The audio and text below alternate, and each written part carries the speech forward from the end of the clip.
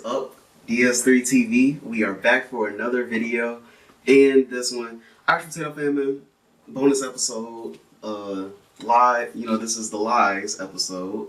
So let's find out what they kind of sort of lied about, or just didn't have enough time to get to in the original video. And this one's gonna be, I guess, kind of a long one, but not that long. The video might be 30 minutes with me talking. So, there's that. But yeah, let's get into the video and play.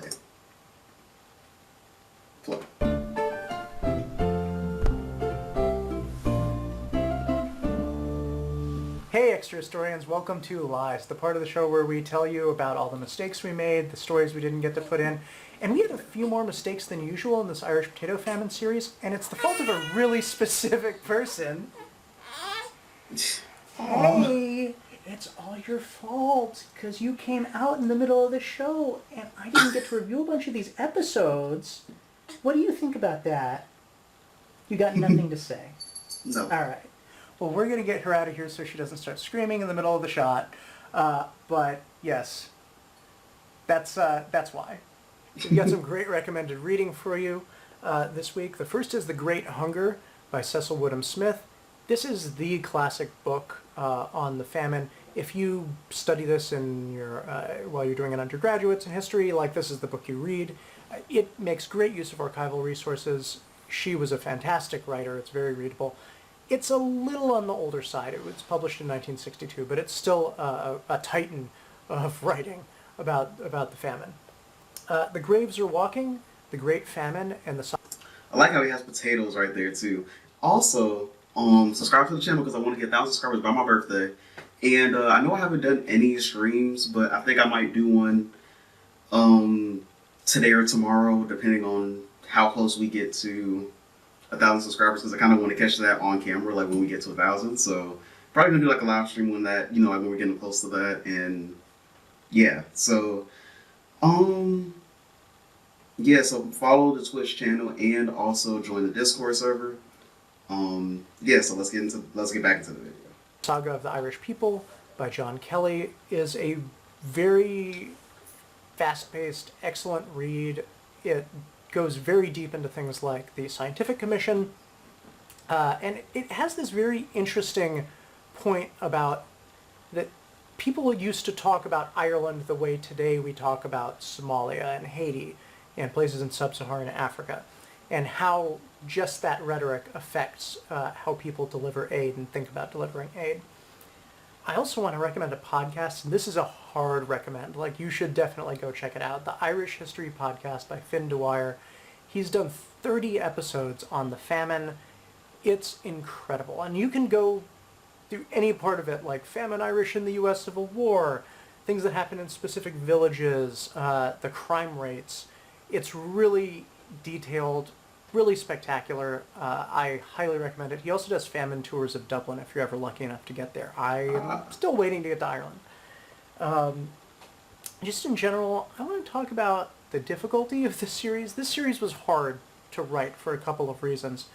One being, you want to be honest and you want to be accurate about the British government's role, but you also don't want to turn something out that doesn't have enough nuance, right? These are events that are frequently used, well, let's be honest, in nationalist propaganda to a certain extent. I'm someone who was in London during the 1996 IRA bombing campaign, was evacuated out of a tube station. So, this stuff is real, it's very much part of the public discourse. And you want to be a little bit careful about how you handle it. I hope that our series did not just sound like all English people are evil. It was a government that was doing some really bad stuff and had a lot of terrible effects that continue to this day. It's often pointed out that Ireland's population has never recovered from the famine. This is true, but one of my subscribers actually had said that they still haven't recovered. And yeah, I talked about that I think yesterday, that I know I got it wrong. So yeah, I know that happened. There's a lot of other moving parts to this number. that I didn't want to put it in the episodes. I wanted to put it here so that I can have a little more context. So pre-famine Ireland is about 8 million. Current Ireland, if you include Northern Ireland, which you would properly, right, because that's the geographic area we're talking about, wasn't divided at that point, is 6.8 million. So, is that because of the famine? Yes, but. And the but is, that was not the last time that Ireland had a lot of people leave, right? There was immigration out of Ireland for quite a while after that, even into the 1980s and 1990s. You can go find a lot of papers on Irish immigrants in New York in the 80s and 90s, including a lot of undocumented immigrants, which were then given citizenship.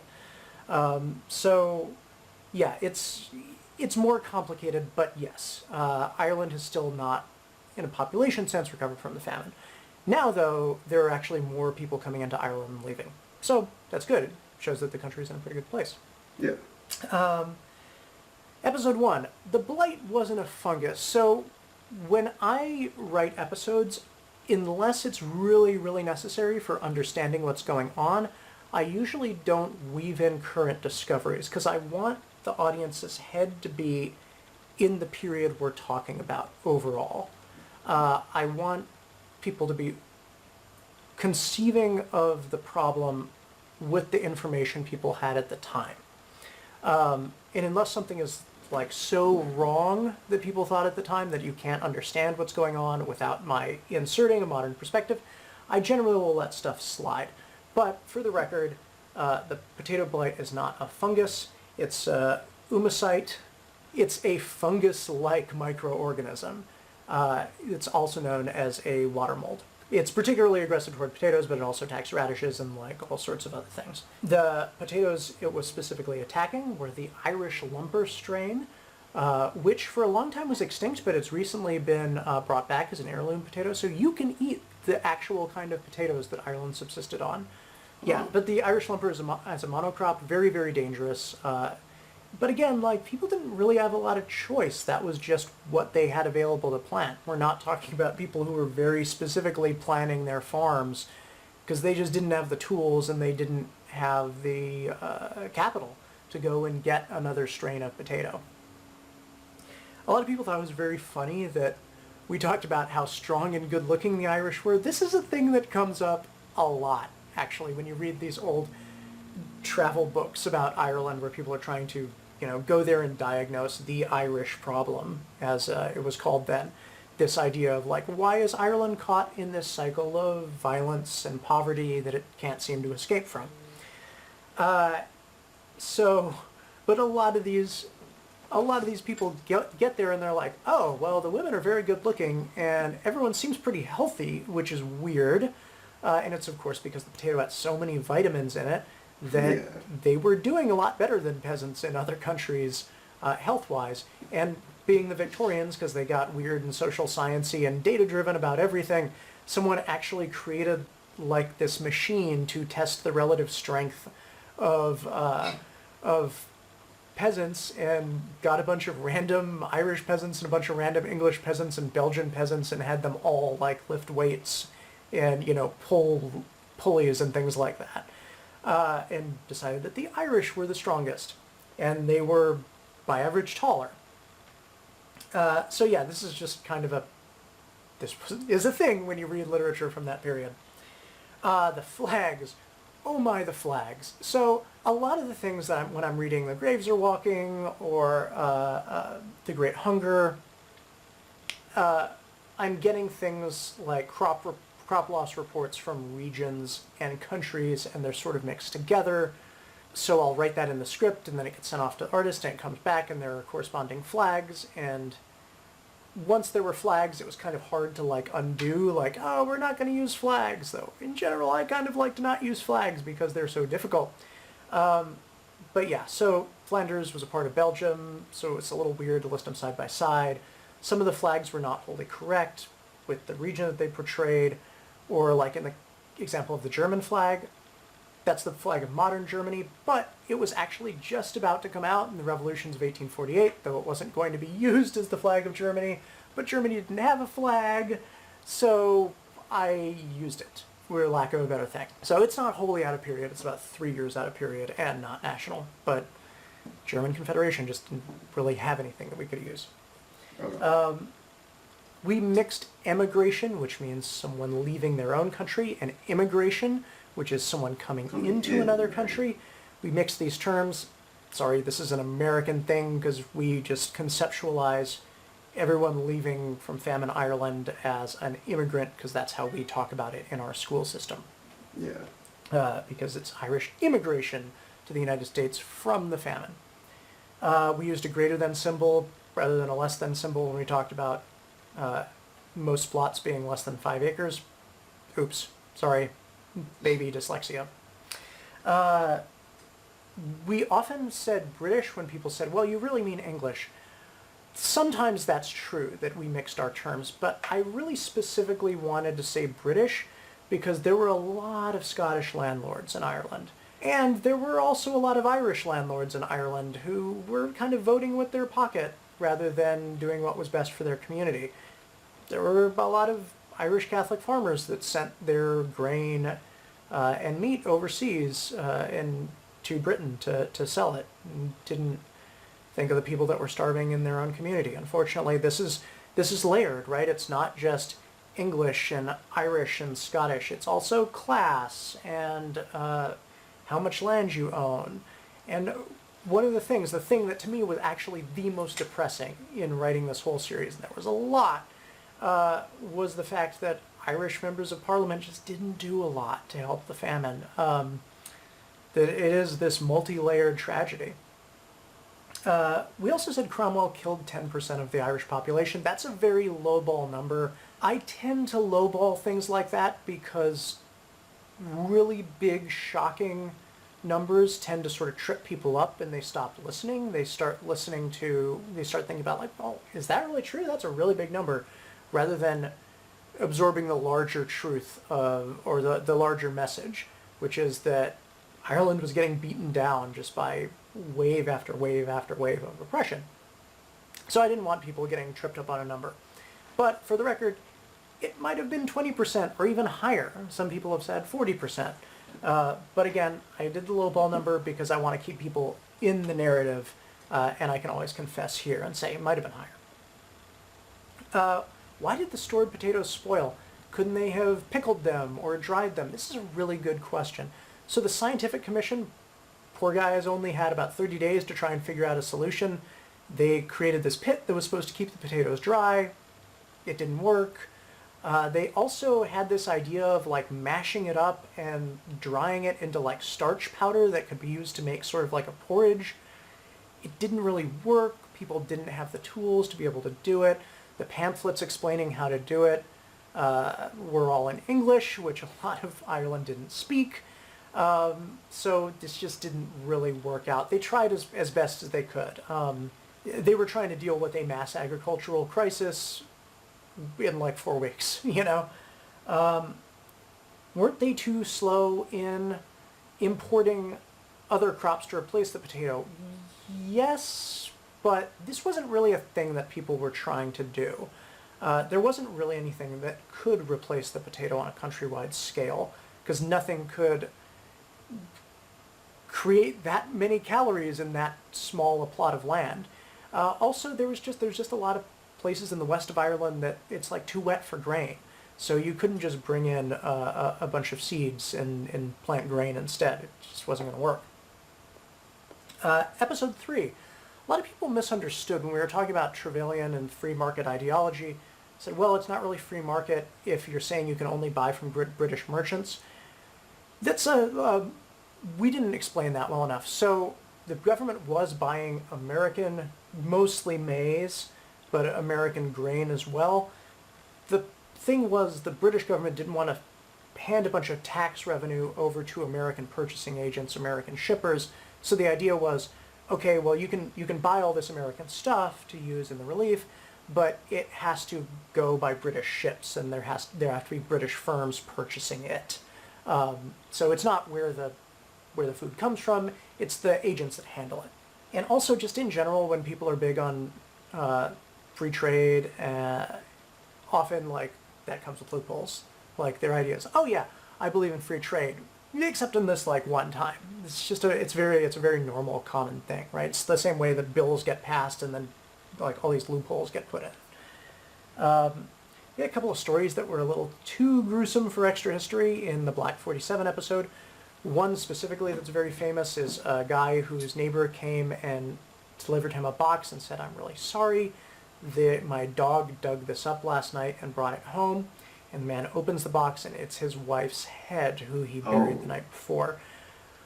We decided that we didn't want to animate that yet. That's why it's not in there. But these stories were not uncommon, actually. It was a very, very bleak, awful time. Let's talk about Trevelyan. So there's like a century from now, scholars are going to be talking about Trevelyan's role in the crisis, whether he really wanted to help the Irish or not, or he just bungled it, or he had let his ideology get in the way. There are a bunch of letters where he says that, okay, we have to use this to teach the Irish a lesson so that they're not dependent on government, but we can't let people starve. Was he just saying that for the sake of propriety? Again, this is one of those things that is just not going to be wholly figured out for a while, and you're going to end up having to come down on one side or the other. But there are many different theories about why the British government did what it did. I encourage you to go read others. We tried to create a little bit of a mix. The stuff that I read made it seem to me, because we kind of had to take some side, it made it seem to me that Trevelyan frequently undermined his own relief efforts, that he obviously didn't think of himself as murdering the Irish through famine. He thought of himself as teaching them how to be better, and if some people died during that, well, that's just a natural consequence of being overpopulated and not having a stable food system. I think his bigotry played a large role in what happened, but there are people who, nobody says that he did a good job. Like, that's the main thing, right? But there's a lot of nuance to how he is portrayed in different historical accounts. At one point, he reprimanded a Coast Guard captain, English Coast Guard captain, who had a bunch of supplies that he was supposed to turn over to a food depot, and they were supposed to sell, essentially, at cost. And instead, he ended up in a village, birthing in a village where people were starving, and he gave out the food for free. He just couldn't take it. And yeah, Trevelyan had him reprimanded. So, nice guy, Trevelyan. He also insisted that a geographic distance from the suffering made him better able to discern what was right for the program, that he didn't get emotionally involved. I mean, but sometimes you do kind of need to be emotionally involved in certain things, so that's not particularly right. In the suffering that was happening. Yeah, again, this is terrible, but you will often hear these kinds of things when people talk about places like Haiti, places like Somalia and sub-Saharan Africa. Attitudes like Trevelyan's, we don't want people dependent on government, this is really better for them in the long run. You'll often hear these things talked about when you talk about international aid. So, yeah, it makes you think. He was also responsible, by the way, for the Highland clearances, where he sent a bunch of Scots to Australia, about 15,000 of them, because they were starving, because the same potato blight affected the Scottish Highlands. So, episode 4, real quick. We put the wrong date for Battle of the Boyne. It actually did happen on July 1st, according to the Julian calendar, but when you change over to the Gregorian calendar, it is July 12th. Okay. I want to talk a little bit about Archbishop John Hughes, aka Dagger John. He was nicknamed Dagger John because he frequently put a cross after his name when he signed letters. That was interpreted or misinterpreted as a dagger, and because of his personality, the name stuck. What he specifically said when he said the Irish could burn down New York is that the city would become a second Moscow. he was referencing the destruction of Moscow during the Napoleonic Wars when the Russians burned it as they retreated before Napoleon came in. It was kind of the example of a destroyed city that generation had, like we might say Stalingrad or Aleppo. But to them it was Moscow. It's not fully an idle threat. He had armed a bunch of his parishioners to guard Catholic churches, so he was really prepared to go to the mattresses on this. Episode 5, Mrs. McCormick's Cabbage Patch is often Widow McCormick's Cabbage Patch. I've seen it written both ways. Widow is probably the one we should have used. Dublin Ears versus Dubliners. I actually caught this during review, but, I had a baby, people got sick. We weren't able to do a re-record before it went. Sorry. I did see one joke in the comments that I loved, which is Dublin Ear, noun, a person who climbs major Irish cities. Love that. Thank you, Ramshackle Alex. That was hilarious. I also really want to do a series on mountaineering. So, yeah, soon. We put a modern map of Ireland that was not divided. When I saw it, I mentally saw the island of Ireland, not like a map with political lines, which I should have. Let's talk about Victoria's donation and the Ottoman Sultan. Victoria gave £2,000. She probably could have given more, given that these were her subjects and they were starving and she had a lot of money. Supposedly, there are all these second and third hand stories that the Ottoman Sultan, Abdülmecid, he wanted to give £10,000, but was told by a diplomat that that would not be politic, given that Victoria had only given £2,000, so he instead donated £1,000 and sent a bunch of ships full of food. Something like this probably happened with the ships. There's not a lot of direct evidence of it, but it's a very strong bit of folk memory in the area.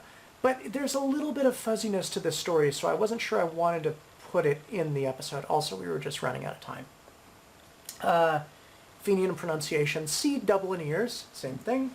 That scary guy in the background of the crowd, that is Gritty, the new mascot of the Philadelphia Flyers. It's not Momo or someone else. We said the revolutions of 1848 were bloodless. They were relatively bloodless. There was a lot of violence. We'll do them sometime. That's another topic I really want to get to. Austria ended serfdom in 1848, but they ended it in Hungary. They ended the corvée labor system in 1848 as well. Gonna have to do this real quick, but several young Irelanders had sort of interesting careers in the U.S. Civil War. A bunch of them served in the Irish Brigade, the New York Irish Brigade. One of them, not a young Irelander, but someone who had left Ireland, actually refused to parade the 69th Regiment for the Prince of Wales when he visited New York. It's an interesting thing. And he specifically said, I'm doing this in protest of the famine. Another guy that is a little more, was John Mitchell, who came to the United States after the Young Irelander Rebellion and founded a bunch of newspapers where he talked about Irish nationalism. He liked slavery a lot. He was a big slavery proponent. And actually he moved to Richmond when the Civil War started and kind of became a big propagandist for the Confederacy. Not the greatest record. Yeah. He's the one, though, who came up with the phrase in his book, The Last Conquest of Ireland, perhaps, "The Almighty indeed sent the potato blight, but the English created the famine." Very good, snappy. That book has a lot of inaccuracies and has very specific ideological bias to it. But, yeah. Really liked slavery, though. Yeah, not a good guy. Also one of the first to argue that the Civil War was not about slavery at all. He started that up when the Confederacy was losing. Obviously, it was started the beginning of the Lost Cause mythology. Yeah. So that's Irish Potato Famine. Coming up on Extra History, we have a bunch of really cool series. The Siege of Vienna, a short one on Queen Nzinga. We're doing a limited series called The Extra History of England, so I can take more time off for paternity leave. Then we're doing Joan of Arc, which I'm starting to write, and it's lots of fun. I'm really excited about those. And we just did our latest vote. The winner was The Inca, an empire out of thin air. That's great. I love it. Walpole fact. I have been looking forward to this Walpole fact ever since I found out we were doing the potato famine, because I was like, yes, I get to talk about crime and punishment in 18th century London, which is my favorite thing ever. Okay, there's going to be like 3 historical characters who I absolutely love. So, Prime Minister Robert Peel is actually most famous for creating London's Metropolitan Police Force in 1829. This was pretty much the last major city in Europe to have a professional police force, because Londoners thought that, in France, the police were run by the military, so they kind of thought, like, okay, all police forces crush rights. And yeah, it took them a while, basically. Before that, there was a semi-professional police force called the Bow Street Runners, run out of Bow Street Magistrates Court. And who was that created by? My boy Henry Fielding, the novelist who wrote Tom Jones, who became a magistrate later in life, had a lot of very interesting opinions about the English justice system. But one of his things was, hey, we need a bunch of guys who are specifically trained to like go serve warrants on guys who are out walking in the street who are criminals, and everyone knows they are, and they need to be picked up. We're going to do a quick little diversion to talk about his half-brother, Sir John Fielding, who took over Bow Street Magistrates Court when Henry Fielding passed away. John Fielding, I love this guy. He was considered the best magistrate in London. He was the best cross-examiner in the city, and he knew 300 criminals by voice alone because he was blind. So he was basically London's top law enforcement figure, and was blind. Back to Henry Fielding. He wrote a satirical novel about one of my favorite people ever, and London's previous major law enforcement figure, thief-taker General Jonathan Wild. Jonathan Wild had a unique distinction in that he was simultaneously the self-appointed head of law enforcement in London, and also the head of the London underworld. He was the kingpin of organized crime in London. And I really want to do a series about him. Anyway, but the book Jonathan Wild, about his life, was a satire of Robert Walpole, who Henry Fielding hated. And pretty much any satirical Fielding novel that has anything to do with politics, it's like, oh, who is this satirizing? Robert Walpole. So, that's our show. Join us next week for the Siege of Vienna. It's going to be a bunch of slam-bang action. We're starting it out with a bit of a somber message about the Christchurch shooting, which really we were very saddened and appalled to hear about. But thank you for joining us. Join us next week for the Siege of Vienna and maybe some cool sponsored episodes. All right, see you next time. All right.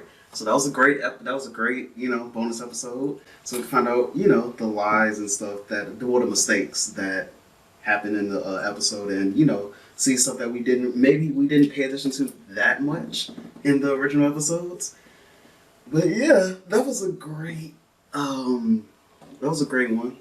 So I'll talk to you guys in the next video. Also, thank you guys for 960 something subscribers. That I know it was in the 60s. That was the last time I seen it. So yeah. Also follow the Twitch channel and also join the Discord server. Talk to you guys in the next video, and peace.